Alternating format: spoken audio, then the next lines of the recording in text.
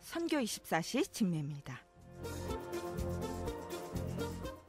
네, 오늘 이 시간 금요일에는요, 매주 선 미니스트리가 제공하는 프로그램 여러분들에게 보내드리고 있습니다. 오늘 시간에도 김정한 목사님 나와 계세요. 네, 안녕하세요. 반갑습니다. 네.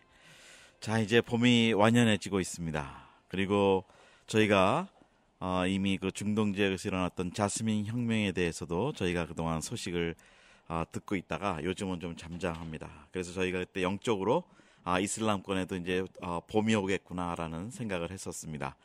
그러나 그 이후에 이제 그 중동 지역에서 일어나고 있는 사태에 대해서 저희들이 조금 이렇게 멀리 있었습니다. 그래서 오늘은 이집트에서 지금 수고하고 계시는 우리 공요셉 선생님 우리 전화로 지금 연결했습니다. 그래서 오늘 특별히 이집트에 지금 진행되는 상황에 대해서 저희가 또 한번 듣고 또 기도하는 시간 좀 가지기로 했습니다.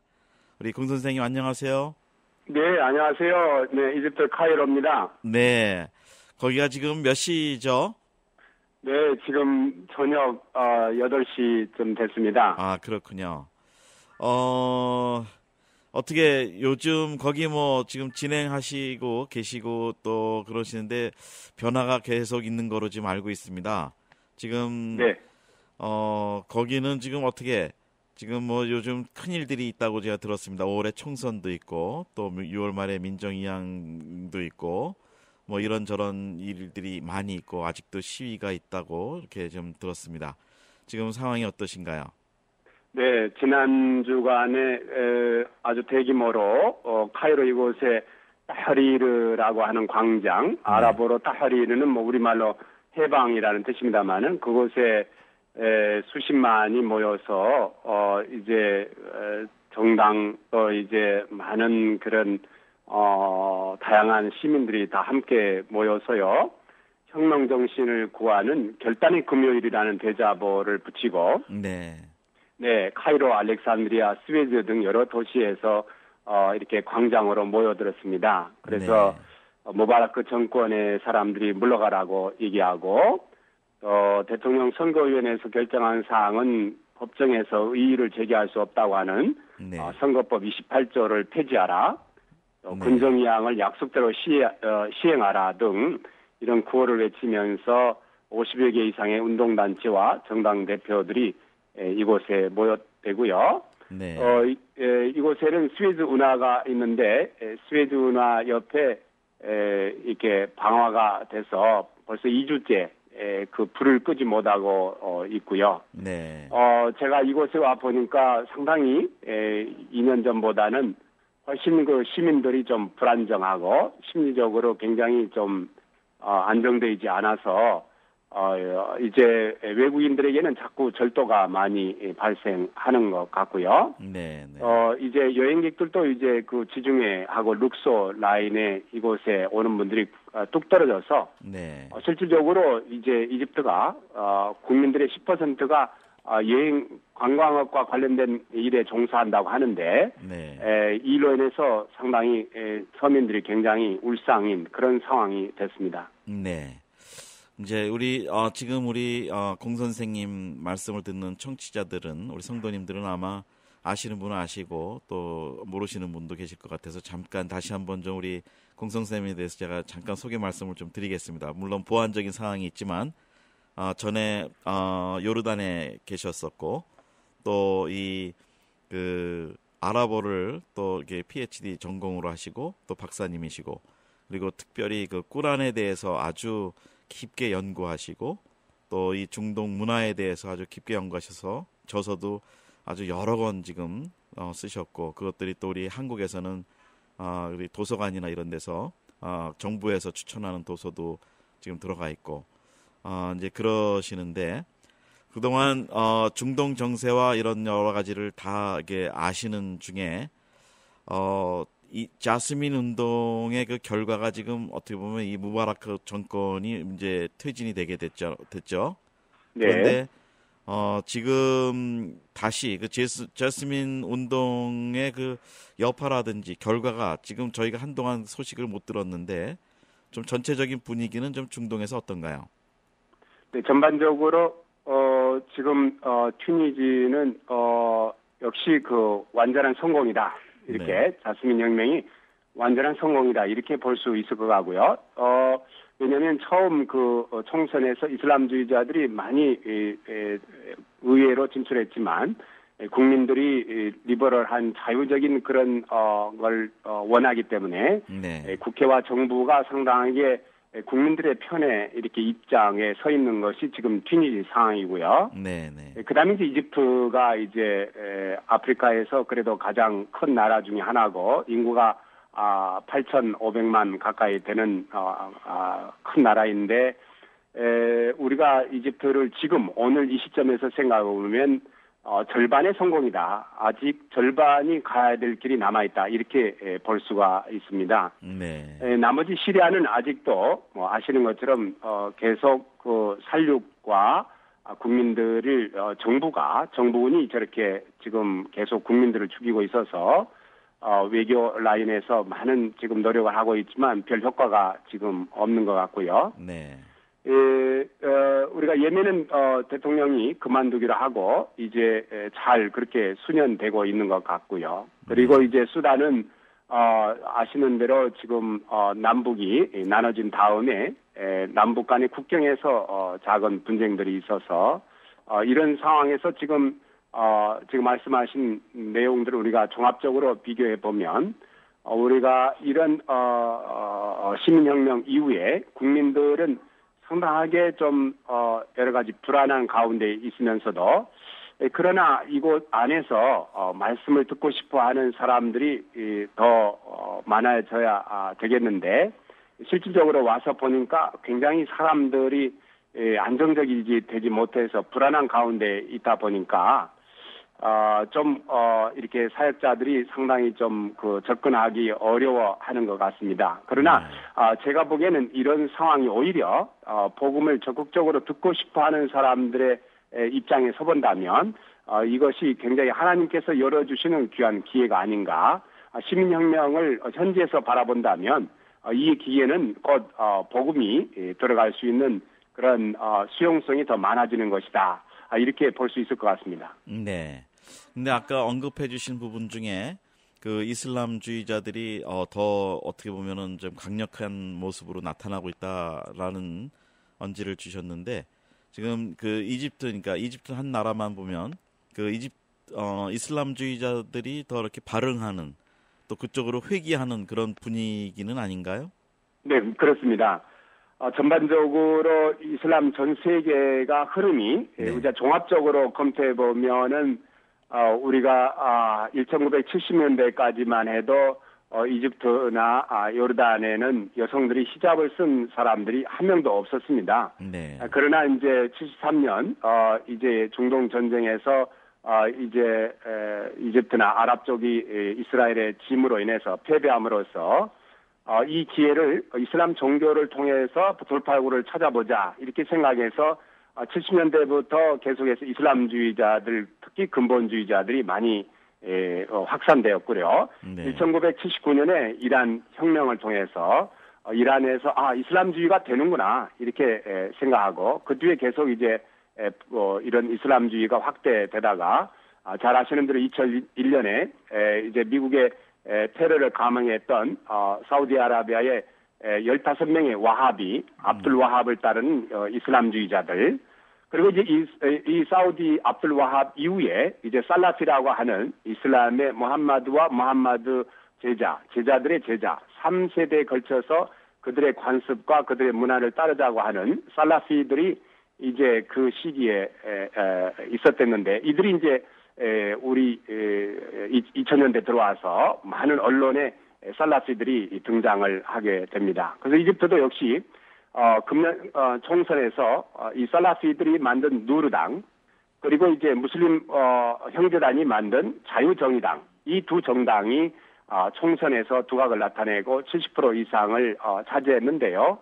그러나 이제 지난달 이번 달을 거치면서 살라피 쪽에서 등장하는 이 후보자는 탈락이 되고, 왜냐하면 헌법상 선거법상 그 자격이 미달돼서 이미 탈락이 됐고요. 네. 그다음에 이제 무슬림 형제단이 이제 가장 지금 이집트에서 부각을 나타내고 있는데, 그 중에 이제 아불 후투라는 사람이 상당히 이제 민주주의를 강조하고 온건한 이슬람주의를 부르짖으면서 지금 이집트 국민들의 대다수의 사람들의 인기를 한몸에 받고 있다, 이렇게 볼 수가 있습니다. 어떻게 보면 아무르 무사와 같은 그런 리버럴하고 세속적인 이런 사람들이 언론에서는 자꾸 지금 비껴나가고, 오히려 지금 목사님 말씀하신 대로 이집트에서는 지금 이슬람주의자들이 훨씬 더 정계와 시민사회에서 더 큰 목소리를 내고 있다, 이렇게 말씀드릴 수 있을 것 같습니다. 네.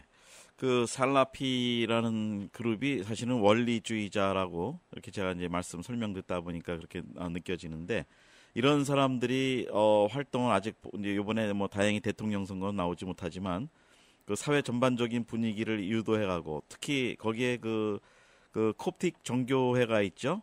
네네, 그렇습니다. 네, 우리 개신교는 굉장히 약한 거로 제가 알고 있는데, 그러면은 지금 현재 정교회 쪽이나 또 정치계 또 관계라든지, 그래서 이런 기독교 계통의 그 어떤 사람들과의 그 충돌 같은 거는 그런 것은 없나요?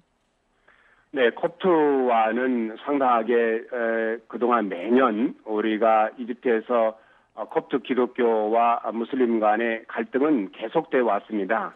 8,500만 이집트 인구 중에서 1,200만 내지 1,500만 명이 콥트 기독교인데, 그 콥트 기독교인 이외에 복음주의 기독교인도 있습니다만은, 그러나 1,200만 명이 여러 지역에 이렇게 골고루 이렇게 살고 있으면서 네. 무슬림들의 공격과 테러를 매년 받고 있었습니다. 그런데 금년에 이제 아시는 대로 콥트 교황 시노다 3세께서 서거하시고, 이제 이집트에는 새 헌법, 새 대통령, 그리고 새 교황을 선출해야 되는 것이 5월달 이집트 국민들의 큰 과제 중에 하나가 됩니다.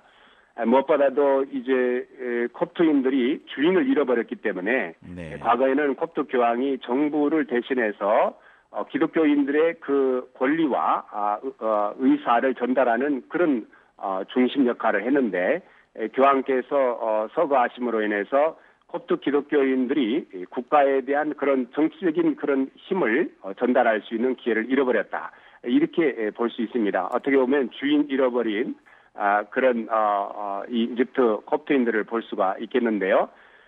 문제는 또 콥트 교황께서 카리스마가 많으신 분이기 때문에 후계자를 잘 세워서 했더라면 좋은데, 물론 후보자가 되어서 명 있습니다만은, 그러나 아무도 뛰어난 인물이 없어서 이것도 하나의 우리가 기도 제목이 아닌가 싶습니다. 네.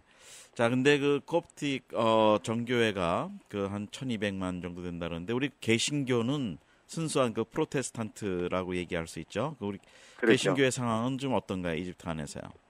네, 우리 개신교 상황은 상당하게 그 전반적으로 이제 이런 어려움 속에서 그래도 무슬림과 이렇게 적극적으로 이렇게 협력해서 사회에 이렇게 기여하려고 하는 그런 움직임들을 많이 보였고요. 아시는 대로 이제 우리가 작년 이집트 시민혁명 때 이제 가스르 두바라 같이 이렇게 타하리르 광장 옆에 있는 우리 복음주의 교회가 모슬렘들이 그곳에 2,300명씩 들어와서 정말 그 혁명에 가담해 준 기독교인들에 대해서 고맙다고 얘기를 했었지요. 그래서 이제 정말 기독교하고 이슬람이 좀 더 화해로 이렇게 가는 거 아니냐, 이렇게 예측도 나왔습니다만은, 그러나 이제 살라피하고 무슬림 형제단들이 이제 총선에서 이제 과반수를 차지함으로써 이제 정치인 갈등과 이데올로기가 사회 전반에 퍼지고, 그리고 이제 그런 선거 유세가 확장되면서 지금은 이제 우리 개신교에 대한 무슬림들의 핍박이 가장 많이 되고 있다, 이렇게 볼 수 있습니다. 교회는 이런 상황에서 계속해서 매주 이렇게 말씀을 통해서 또 이 상황 속에서 이 고난과 어려움을 잘 지켜나가자고 하는 그런 마음을 가지고 있고요. 무엇보다도 이 시기를 하나님께서 지혜롭게 잘 견디게 하셔서 이 땅에 있는 그리스도인들이 정말 하나님 앞에서 정말 귀한 일들을 잘 감당할 수 있도록 또 저희들이 기도하고 또 이곳에 와 있는 외국인들이 이런 현지 교회의 부족한 부분들을 우리가 채워서 이들이 정말 전체적인 사역의 그 열매들이 매우 나타날 수 있도록 저희들이 적극적으로 도와야 될 줄로 믿습니다. 네. 근데 아까 또 언급하시는 부분 중에 그 관광 산업이 지금 많이 이제 떨어지고 있고 외국인들이 좀 나가고 있고 사회가 불안하기 때문에 이제 그런데 네. 우리 거기서 일하시는 우리 선교사님들은 어떻게 지금 어떤 그래도 굉장히 몸을 좀 조심하시고 또 그래야 되는 분위기 같은데 어떠신가요, 우리 사역하시는 네, 분들? 전반적으로 오늘 또 우리가 어느 선교사님이 가스르 두바레 교회 갔다 금요일 날 예배 드리면서 이제 절도를 당했다고 하는 걸 보는데 선교사들이 밖에 나가서 이렇게 그런 일이 많이 있고 또 지난주에는 또 비자를 신청했는데 비자를 거부당했다가 다시 이제 비자를 또 신청해서 이제 받았다고 하는데요. 선교사들이 실질적으로 이 지역에서는 굉장히 다 어렵지요. 네. 전반적으로. 그런데도 네. 이제 이곳에 와 보니까 정말 지난 1년 반 동안 이 혁명 이후에 이 땅을 지키면서 정말 열심히 선교 사역을 감당하고 있는 많은 선교사들이 있다는 거에 대해서 우리가 굉장히 정말 가슴 뿌듯하고 참 저희들로서도 참 귀한 분들이다 이렇게 생각을 하고 있고요. 네. 제가 이제 오늘 한번 소개하고 싶은 거는 이거 마하디 커뮤니티 스쿨이라고 네. 15년 전에 이집트에 온 선교사 자녀들을 위한 학교로 출발해서 이렇게 아랍의 봄 기간에도 기도와 눈물로 선교를 하고 있는 선교사 자녀들을 위해서 하루도 문을 닫지 않았다고 합니다. 아침에 이렇게 학부모하고 자녀들이 학교에 모여서 기도하고 네. 그리고 이제 돌아가서 이렇게 학교가 지금까지 이어지고 있는데 이 학교가 KG1에부터 8학년까지 10학년이 있는데 실질적으로 이곳에 이 컴퓨터라든가 프로젝트가 많이 필요하다고 합니다. 네. 더군다나 이제 9학년부터 12학년이 건물이 없어서 네. 한 달에 한 3,000불만 있어도 되는데 이거 없어서 학생들이 이렇게 좋은 교육을 받지 못하고 있는 것이 제가 보고 참 제가 마음이 아팠습니다. 네. 사실 이 프로젝트 한 대당 한 961불인데 네, 네. 이걸 우리가 정말 한인교회라 세계교회가 이런 이집트에 있는 선교사 자녀 학교들을 도울 수 있다면 이 선교사들이 마음 놓고 하나님의 일을 잘 감당할 수 있지 않겠나 하는 생각이 제가 들고요. 네. 우리 이 선교사들이 외국 선교사 또 미국 선교사라 한국 선교사라 많은 이런 분들이 이집트에 이 1년 반 동안 그대로 남아서 이곳에 정말 어려운 사람들을 찾아가서 어린이를 돌보고 또 이제 말씀으로 양육하고 또 이제 베두인 사역 또 그리고 농장 사역 그리고 여러 곳에 이제 시골에 가서 이렇게 말씀으로 이렇게 가르치는 거를 우리가 보면서 상당히 선교사들이 정말 아주 훌륭하다 이런 생각을 하고 있습니다. 네. 말씀 듣다 보니까 갑자기 우리 6.25 때 생각이 나는데요. 저는 6.25를 그렇죠. 경험하지 못했지만 격동의 시간에 외국에서 온 선교사님들이 포기하지 않고 복음을 전하고 네. 섬겼던 일들처럼 지금 아랍의 봄, 자스민 혁명 가운데 그렇게 어렵고 힘든 그것도 위협도 있고 한 속에서 우리 선교사님들이 자녀들과 끝까지 남아서 기도하고 네. 또 우리 자녀들이 거기서 공부를 하고 있는데 이 방송을 들으시는 우리 성도님들 중에 정말 우리 선교사님 말씀하신 것처럼 감동을 주시면 그 학교에 필요한 것들 프로젝트라든지 또 임대료라든지 이런 컴퓨터, 임대료 네. 이런 것들을 좀 이렇게 도네이션 해주실 수 있는 분이 있으면 정말 어려운 환경에서 몸을 사리지 않고 아직도 거기 계시면서 일하시는 분들에게 정말 큰 격려와 위로가 될 것 같습니다. 네. 이 방송을 들으시는 분들은 나중에 우리 선 미니스트리로 연락을 주시면 감사하겠습니다. 자, 그러면 네, 감사합니다. 조금 더 이제 그쪽 이슈에 대해서 말씀을 좀 나누면 그쪽이 지금 이렇게 무바라크 정권을 싫어하고 거기에 있었던 사람들이 다시 나오지 못한다는 분위기인데 그런 분위기가 전에 그 무바라크 정권은 미국하고 가까웠기 때문에 개신교 선교에서도 좀 어느 정도 여유가 있었다고 저는 이렇게 보는데요. 만약에 이 친서방 정권이 아니고 다른 정권이 들었으면은 우리 개신교 활동이라든지 그 선교 활동에 어떤 영향이 있을까요?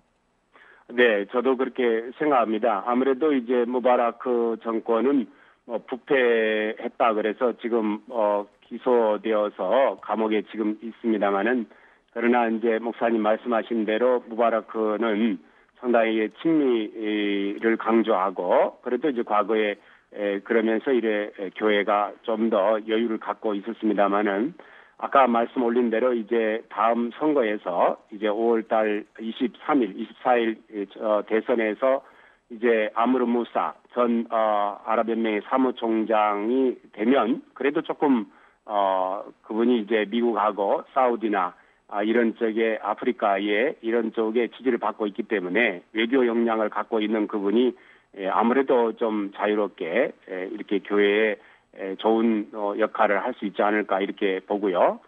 그런데 만약에 이제 무슬림 형제단에서 아불 푸투나 또는 무함마드 무르시나 이런 사람들이 만약에 대통령이 당선이 됐다 이렇게 됐을 때는 이건 저희가 보기에도 선교 활동에 상당하게 좀 어려움이 있다. 실제적으로 이제 살라피나 무슬림 형제단들이 이렇게 국가의 정권을 잡은 역사가 없습니다. 네. 그래서 이제 무슬림 형제단이 많이 정권을 잡는다면 무슬림 형제단의 모토는 뭐냐면 이슬람이 해법이다. 네. 이슬람만이 오직 해법이다. 그리고 모든 국가의 법은 이슬람법, 시아리아법이다. 네. 그리고 모든 무슬림들의 삶의 그런 방식은 이슬람에 근거해야 된다. 그렇게 된다 보면은 종교가 국가의 정책의 가장 중심 요소로 떠오르게 되고요. 네. 그렇게 보면 결국 이곳의 소수 종교에 해당되는 콥트나 이 개신교의 이집트인들 그리고 이것에 와 있는 외국 기독교인들은 여러 가지 핍박과 어려움을 받을 것이다. 그렇지 않아도 지금 중동의 기독교가 2등 국민으로서 이런 억압 상태의 어려움을 받고 있는데 만약에 이집트가 다시 중동 정체에서 이슬람주의자가 대통령이 된다면 선교나 이제 교회에 상당한 어려움이 있을 거라는 거는 자명하다 이렇게 볼 수 있겠습니다. 네.